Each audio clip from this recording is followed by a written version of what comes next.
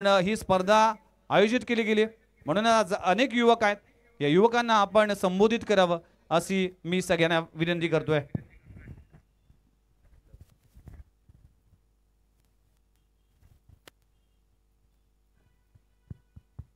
भारत माता की वंदे.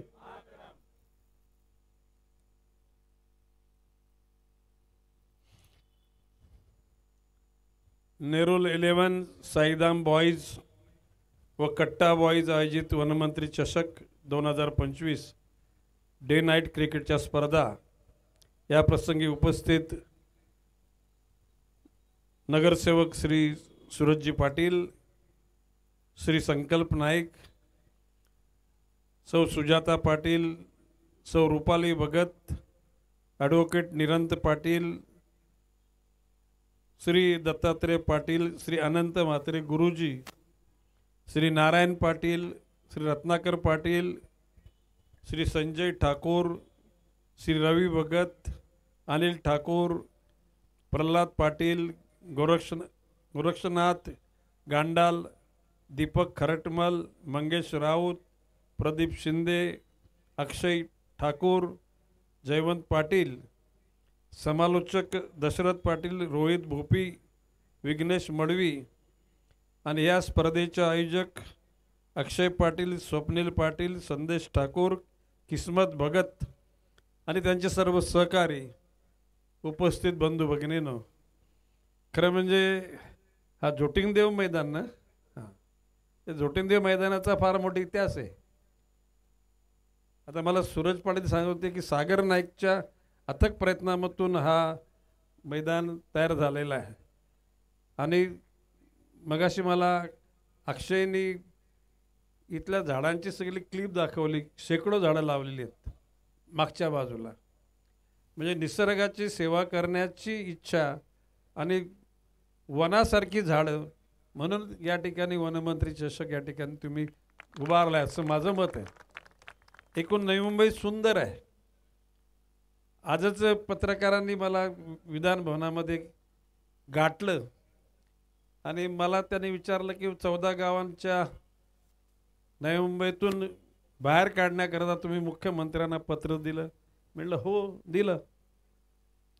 म्हटलं ही 14 गावं नवी मुंबईतच होती, पण नवी मुंबई महापालिकेमध्ये गेल्यानंतर कर अधिक द्यावा लागेल म्हणून त्यावेळच्या काही पुढाऱ्यांनी मोर्चे काढले आणि आग्रह धरला आणि 14 गावं बाहेर काढली.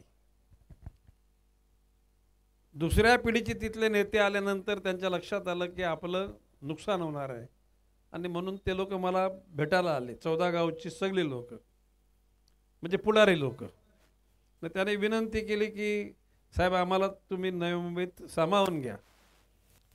सुरुवातीला खरं म्हणजे मला ती बाब पसंत नव्हती, परंतु चला म्हटलं जर एखाद्या विचारसरणीला जर सगळे जर समरस होत असतील तर तो विचार करूया. आणि त्यावेळच्या महापौरांना मी सांगितलं की हा ठराव तो अशासकीय ठराव पारित करा, चर्चा करा आणि तो संमत करा. परंतु त्याच्यामध्ये अटी घातल्या होत्या. त्यावेळेला आपण 500 कोटी रुपये महापालिकेला द्या. 14 गावात जे अनधिकृत कुर्ल्याचे भंगारवाले आहेत ते सगळी अनधिकृत बांधकामं साफ करून द्या सरकारी जमिनीवरची. आणि त्याचबरोबर पार्शिक डोंगराला आडवली भुतावली दोन असं त्या ठिकाणीतून तुम्ही बोगदा म्हणजे टनेल काढा. आणि त्या अपेक्षित आम्ही होतो. परंतु लोकसभेच्या निवडणुका जवळ आल्या आणि माननीय एकनाथ शिंदेजींनी मुख्यमंत्री असल्यामुळे तो निर्णय घेऊन टाकला. तो निर्णय घेताना आम्हाला नाही विचारलं. असो, त्यावेळेला आम्ही तो अपमानसुद्धा सहन केला संयमानं. चला एकनाथजी शिंदेंचा चिरंजीव श्रीकांत शिंदे निवडणुकीला उभं राहणार आहे म्हणजे नमनाला त्या ठिकाणी कुठल्याही प्रकारचा म्हणजे त्याला आपण काय म्हणतो त्याला की अवगुण नको, अपशकून नको, म्हणून आपण संयमानं शांत राहिलो. याचा अर्थ ती गोष्ट मनाला लागली नव्हती असं भाग नाही, मनाला लागली होती, पण संयमानं आपण थांबलो. आणि मी माननीय उपमुख्यमंत्री त्यावेळेचे आणि आताचे मुख्यमंत्री यांना मी माझी नापसंती व्यक्त केली.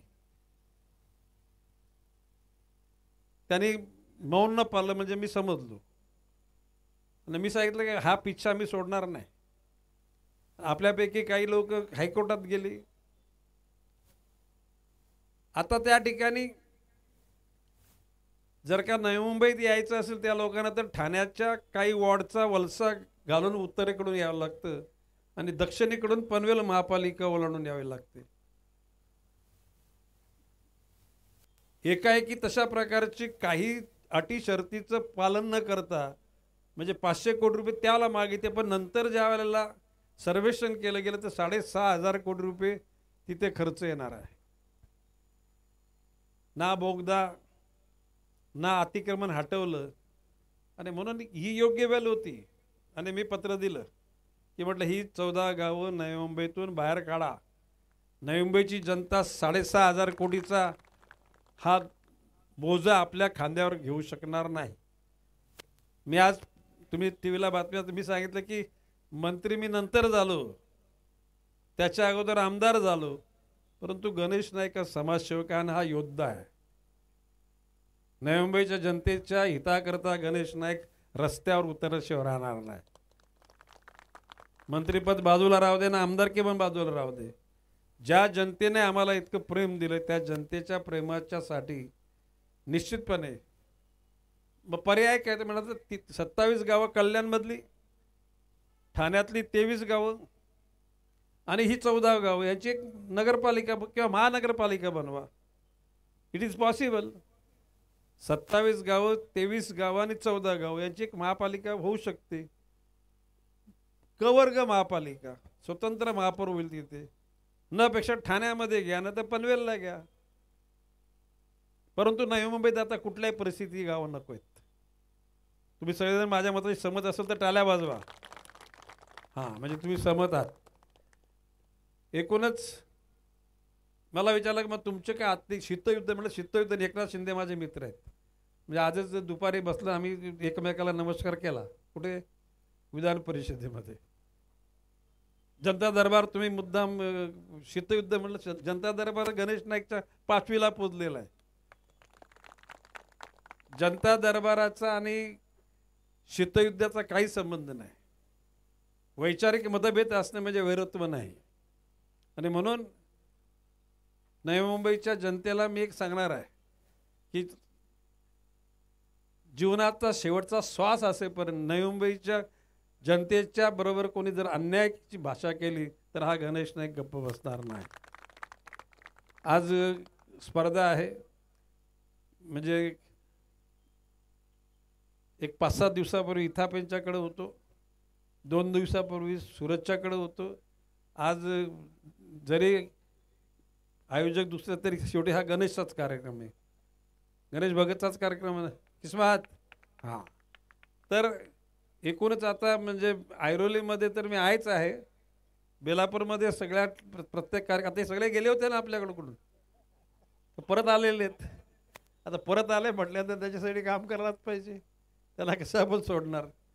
एकूणच भविष्यकालामध्ये नवी मुंबईमध्ये 111 वॉर्ड आहेत. त्या 111 वॉर्डपैकी शक्य झाला तर 100चा आकडा आपल्याला घ्यायचा आहे. वरचे फक्त 11 दुसरे द्यायचे कोणाला.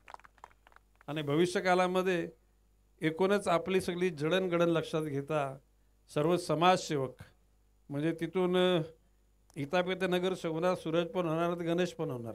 या सर्वांनाच नगरसेवक बनवायचे. आणि ही नवी मुंबई खऱ्या अर्थानं नुसत्या नावापुरती महाराष्ट्रात 1 नंबर नाही, खऱ्या अर्थानं 1 नंबर करायची आहे. भारतामध्ये 3रा नंबर नाही, भारतामध्येच 1 नंबरला आपल्याला आणायची आहे. आणि त्याकरता सगळेजण धर्म, जात, पंथ, वर्ण, वर्गाच्या पलीकडे जाऊन माणुसकी धर्माची जतन करूया. एकमेका सहाय्य करू, अवघे धरू सुपंथ. चांगल्या विचाराची माणसं एकत्र आली का चांगलं कार्य घडतं. आणि अशा कार्यामध्ये मी कायमच तुमच्या पाठीमागे राहील किस्मत असा विश्वास व्यक्त करतो. जय हिंद, जय महाराष्ट्र. अरे त्या नायकवडी साहेबांचा सत्कार केला का? करा करा, लवकर करा, माझ्यासमोर करा.